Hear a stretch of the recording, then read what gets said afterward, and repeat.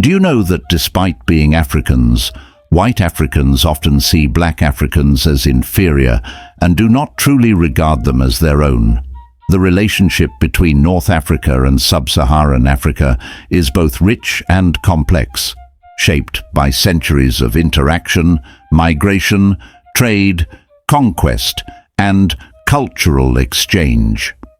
However, beneath this history lies a recurring theme of Arab racism towards black Africans. North African societies, predominantly Arab or Berber in ethnicity, have frequently displayed attitudes of superiority over their black African counterparts.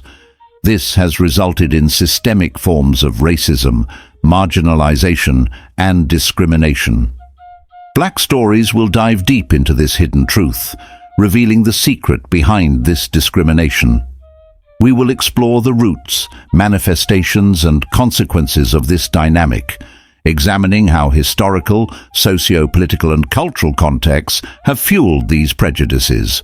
Join us as we uncover the impact this has had on both regions and shed light on a narrative that has long been kept in the shadows. To understand the roots of racism in North Africa, we must first explore the historical context of the region before the advent of Islam. Prior to the rise of Islamic civilization in the 7th century, North Africa was home to a variety of Berber and Phoenician societies. These societies had contact with sub-Saharan African communities through the trans-Saharan trade routes, which facilitated the exchange of goods, including gold, salt, and human beings. While there was mutual dependency, these interactions were not always characterized by equality. North African societies, especially the Berbers, often associated darker skin with the idea of servitude or backwardness. This was largely due to the nature of the trans-Saharan trade, which involved the trafficking of black Africans, a practice that predated Islam but grew significantly in scale after the religion spread across the region. The arrival of Islam in North Africa, while bringing new religious and philosophical doctrines, did not erase pre-existing racial hierarchies. In fact, Islam's spread throughout North Africa and the Sahel further solidified these inequalities. Although Islam preaches the unity of mankind under God, historical interpretation and cultural norms often distorted these teachings, leading to a racialized hierarchy that favored lighter-skinned Arabs and Berbers over darker-skinned Africans. The Arab slave trade, which began around the 7th century and continued for more than a millennium, was instrumental in cementing these attitudes. Millions of black Africans were sold into slavery in North Africa and the Middle East, often enduring brutal conditions. Unlike the transatlantic slave trade, the Arab slave trade was not limited to labor. Many black Africans were also used as concubines or soldiers, but they rarely achieved positions of power or prestige. Over time, blackness became synonymous with enslavement in the Arab world, which contributed to the derogatory perceptions of black Africans. The Arabic language and Islamic literature from the medieval period also reflect this bias. Terms like ABD, which translates to slave, were often used to refer to black people, reinforcing the idea that black Africans were inherently suited for servitude. Prominent medieval Arab scholars and writers, such as Ibn Khaldun, also perpetuated stereotypes about black Africans, describing them as being naturally inferior in intelligence and culture compared to Arabs and Europeans. While these views were not universal, they had a profound influence on how black Africans were viewed in North African society. The colonization of Africa in the 19th and 20th centuries by European powers further complicated the relationship between North Africans and Sub-Saharan Africans. French, British, and Italian colonial regimes often exploited existing racial divisions to maintain control over their territories. In North Africa, the French in particular emphasized the racial and cultural differences between their North African colonies, such as Algeria, Tunisia, and Morocco, and sub-Saharan Africa. By highlighting these distinctions, the colonizers reinforced the perception that North Africans were closer to Europeans in terms of civilization and culture, while black Africans were depicted as primitive and backward. After gaining independence, many North African nations retained the colonial structures and mindsets that had been imposed on them. As a result, racial prejudices that had been nurtured by colonial powers persisted, leading to continued discrimination against black Africans, both within North African countries and in their interactions with sub-Saharan Africa. Another factor that contributed to the marginalization of black Africans in the post-colonial era was the rise of Pan-Arabism. Pan-Arabism, a political and cultural movement that sought to unite Arab nations and peoples, often prioritized Arab identity over other ethnic identities. In countries like Egypt, Libya, and Algeria, the Arabization policies that were implemented marginalized not only non-Arab ethnic groups, such as the Berbers, but also black Africans, who had settled in these countries over centuries of migration and intermarriage. Although Pan-Arabism emphasized the unity of Arab peoples across national boundaries, it did not extend the same inclusiveness to black Africans, even those who were Muslim. In many cases, black Africans were viewed as outsiders or as second-class citizens, despite sharing religious or linguistic ties with their Arab neighbors. This exclusionary form of nationalism further entrenched racial hierarchies in North Africa. In contrast to Pan-Arabism, Pan-Africanism, a movement that sought to unite all people of African descent, offered a different vision of solidarity. Led by figures such as Kwame Nkrumah of Ghana, Haile Selassie of Ethiopia, and Sékou Touré of Guinea. Pan-Africanism aimed to promote unity among Africans, regardless of race or ethnicity. However, North African countries were often ambivalent or even resistant to the Pan-African movement. For example, during the formation of the Organization of African Unity, OAU, in 1963, there were significant tensions between North African and sub-Saharan African leaders over issues of race and identity. Despite these tensions, Pan-Africanism did make some inroads in North Africa, particularly among intellectuals and activists who sought to challenge the region's racist attitudes.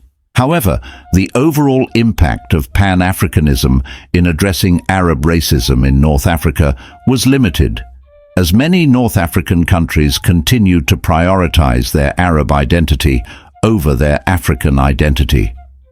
One of the most visible manifestations of Arab racism in North Africa today is the discrimination faced by black African migrants. In recent decades, North African countries like Libya, Algeria, Morocco, and Tunisia have become major transit points for sub-Saharan African migrants seeking to reach Europe. These migrants often endure horrific conditions, including physical abuse, exploitation, and detention, as they make their way across the desert and through North African cities. Many black African migrants report experiencing widespread racism from local populations, who view them as inferior and often refer to them using racial slurs.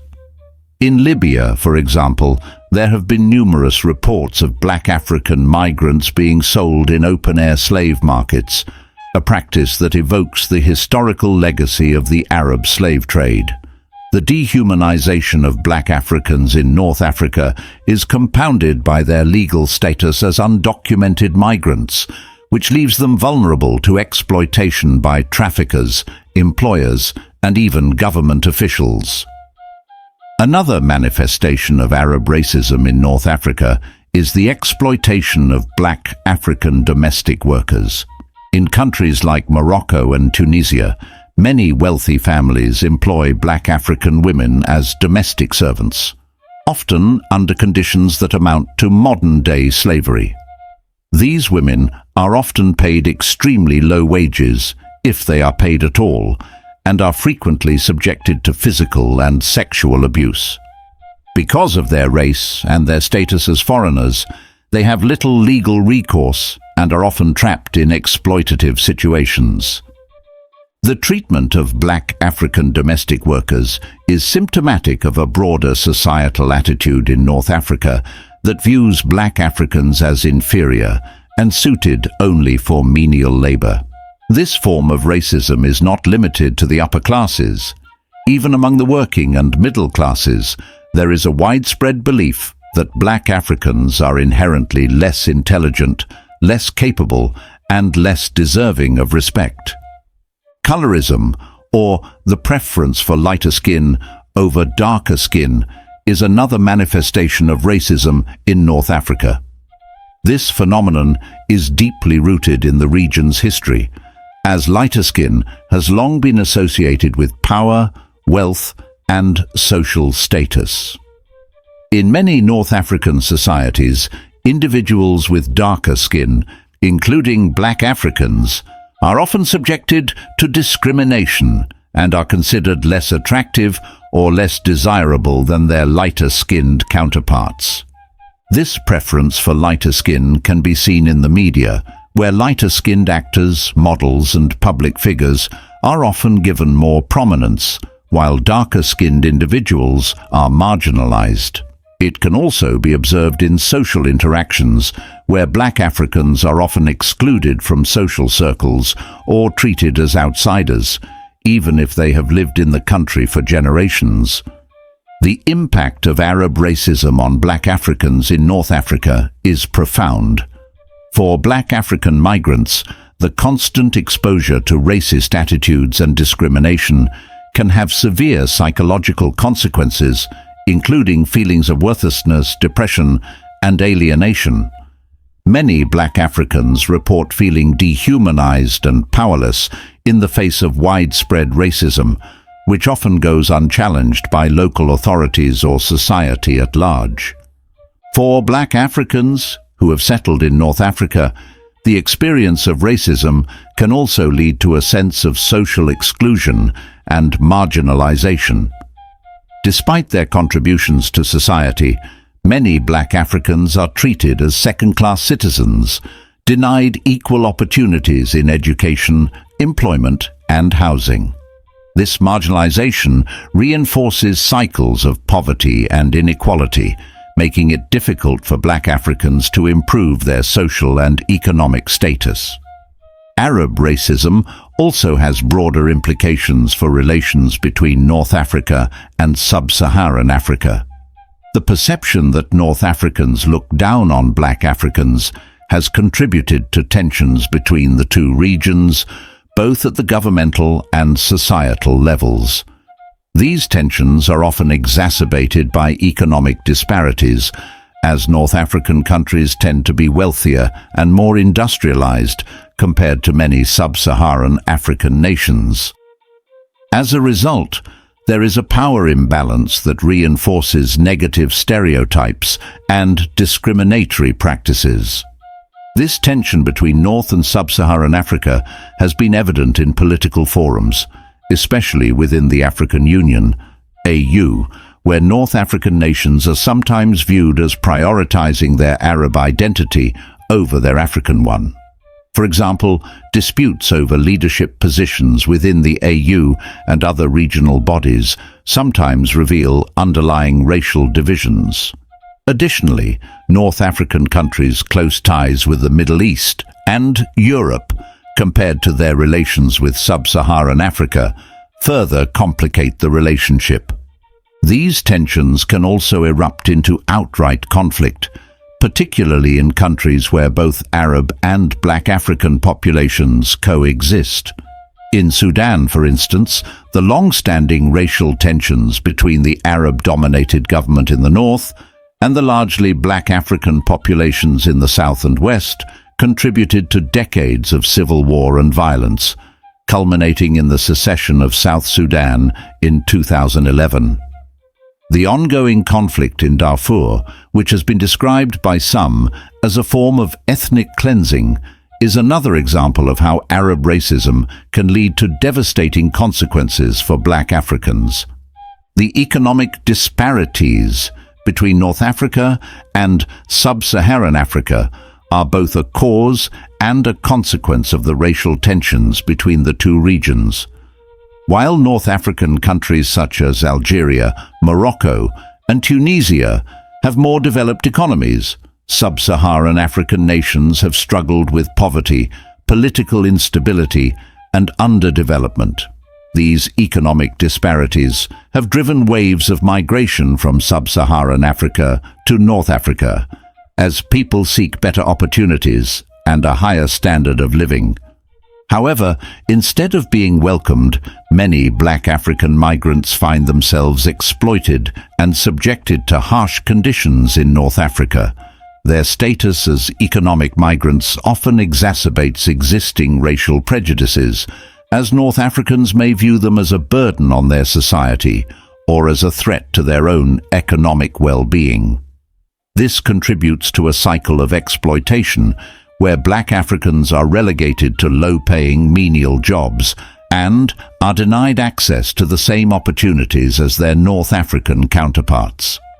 In Libya, the situation is particularly dire for Black African migrants.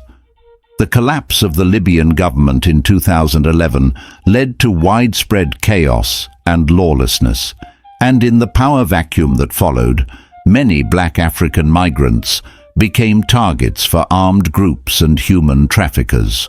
Reports of Black Africans being held in detention camps, subjected to forced labor, or even sold in slave markets shocked the world, revealing the depth of the racial discrimination that exists in the region.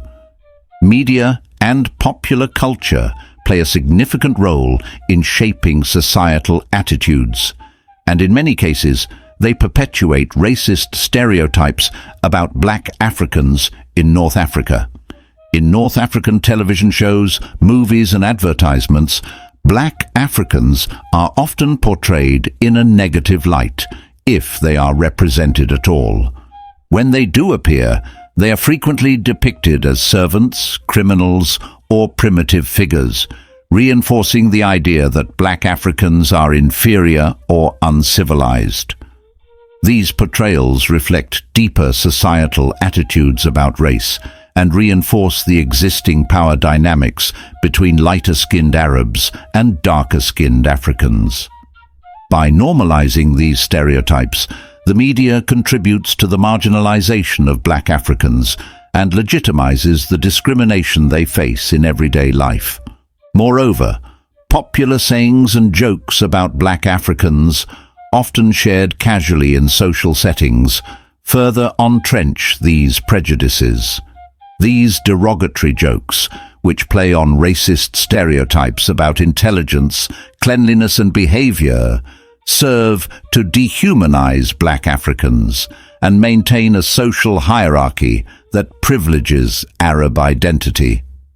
Religion also plays a role in shaping racial attitudes in North Africa. While Islam is the predominant religion in the region and teaches the equality of all people before God, historical interpretations of Islam have sometimes been used to justify racial discrimination. As mentioned earlier, medieval Islamic scholars often associated blackness with servitude, a legacy that continues to influence how Black Africans are perceived in the Arab world. In modern times, some North Africans use religious justifications for the discrimination they perpetrate against Black Africans. For example, they may argue that Black Africans are less pious or less educated in the ways of Islam, reinforcing a sense of superiority. In countries like Mauritania, where the practice of slavery persisted well into the 20th century, Black Africans were often enslaved by Arab Berber elites, and this system was sometimes defended on religious grounds. It is important to note, however, that many Muslim scholars and activists have spoken out against these interpretations, emphasizing that Islam condemns racism and that all people, regardless of race, are equal in the eyes of God. Despite these efforts, the historical associations between blackness and servitude continue to shape societal attitudes in North Africa.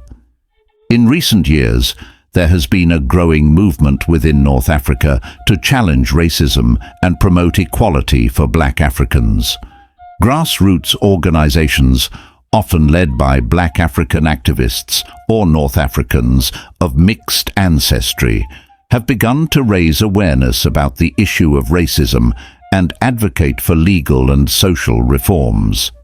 These organizations have used social media platforms to highlight the discrimination faced by black Africans in North Africa and to call for an end to racist practices.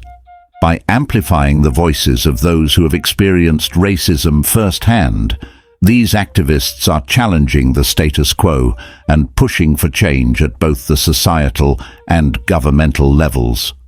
One example of this is the Yacho Say No to Racism campaign in Tunisia, which was launched to address the widespread discrimination faced by black Tunisians and sub-Saharan African migrants. This campaign has garnered significant attention and has led to increased dialogue about race and identity in Tunisia. As a result, Tunisia became the first Arab country to pass a law criminalizing racial discrimination in 2018, a significant step forward in the fight against racism in the region. Education is another key factor in addressing Arab racism. By incorporating discussions about race, slavery and colonialism into the curriculum, North African countries can help dismantle the historical narratives that have fueled racism for centuries. Teaching students about the contributions of black Africans to North African society and history can help foster a greater sense of solidarity and shared identity between the two regions. Cultural exchange programs that bring together people from North and Sub-Saharan Africa can also play a role in breaking down stereotypes and building mutual respect.